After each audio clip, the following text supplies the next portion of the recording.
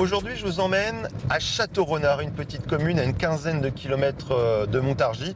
On n'est pas très loin non plus de chez Alain Delon.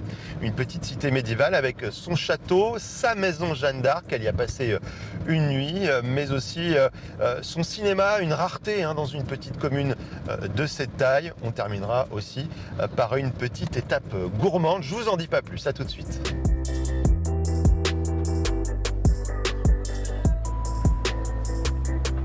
Et pour voir du monde à Château-Renard, pas besoin d'aller au bistrot ou sur un marché. Pour ça, il y a le Vox. Le Vox, une fierté du village.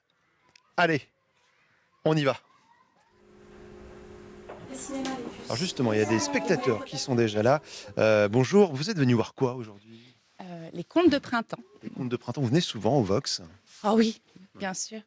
On est à 5 minutes. C'est un cinéma vraiment de proximité et ouais, on en profite. C'est une des raisons pour lesquelles vous habitez Château-Renard aujourd'hui ou pas? J'ai acheté ma maison à Château-Renard parce qu'il y avait le cinéma.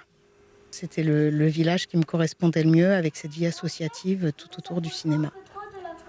Il faut que je comprenne un truc. On est dans une commune avec à peine plus de 2000 habitants. Il y a un cinéma. Comment c'est possible? On a rencontré les gens d'ici qui avaient plein de souvenirs autour de cette salle. Nous, c'était plutôt romantique, notre histoire. Oh, un vieux cinéma fermé depuis 25 ans, en ruine. Et ici, les gens, ils ont pris ça très au sérieux. Ils ont dit non, non, mais votre idée, c'est de l'utopie. Mais nous, on la suit parce que c'est notre enfance, c'est notre histoire à nous. Et on voudrait qu'elle rouvre. Merci beaucoup Sandrine Manteau, cofondatrice donc du cinéma Le Vox. Allez, maintenant on va rembobiner non pas le film, mais le fil de l'histoire, celle de Château-Renard.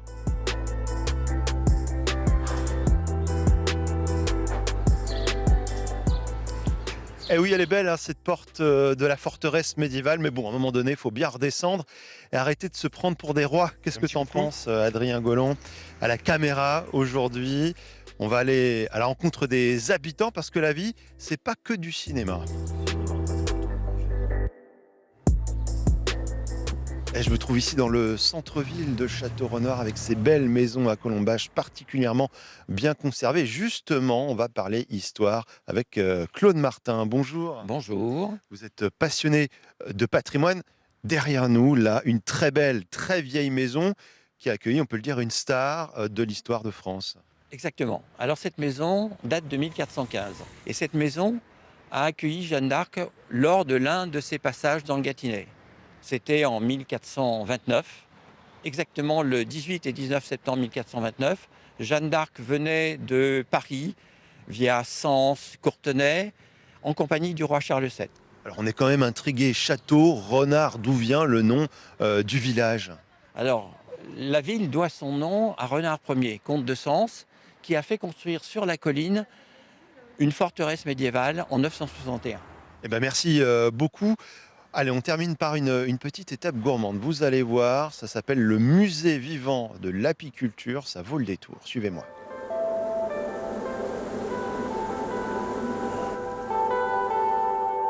Bon, alors là, je peux vous dire que ça bosse dur. La population castelrenardaise vient subitement d'augmenter. Des centaines d'abeilles, là, sous nos yeux, qui sont en train de produire du miel. On est chez Jacques Gou. Bonjour. Bonjour. Vous êtes apiculteur, vous vivez un peu dans une ruche géante, on peut le dire, ça fait des dizaines d'années maintenant que vous tenez ce musée vivant de l'apiculture. Racontez-nous.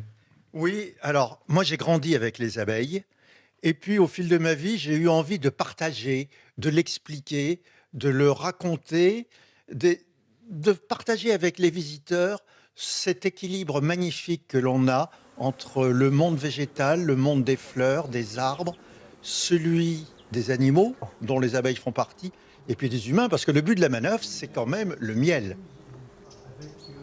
Là, on passe aux choses sérieuses. Exactement, on passe aux choses sérieuses. Alors, c'est parti, je goûte. Il est excellent, mais j'ai un peu plus de mal à articuler maintenant, mais c'est très très bon. Merci beaucoup Jacques Gou qui portait très bien du coup votre nom. Merci beaucoup pour cette visite gustative. Voilà, j'espère que cette escapade dans ce village du Gâtinais vous a plu. Si vous aussi vous souhaitez que mon village s'intéresse à votre commune, eh bien n'hésitez pas à nous envoyer un mail.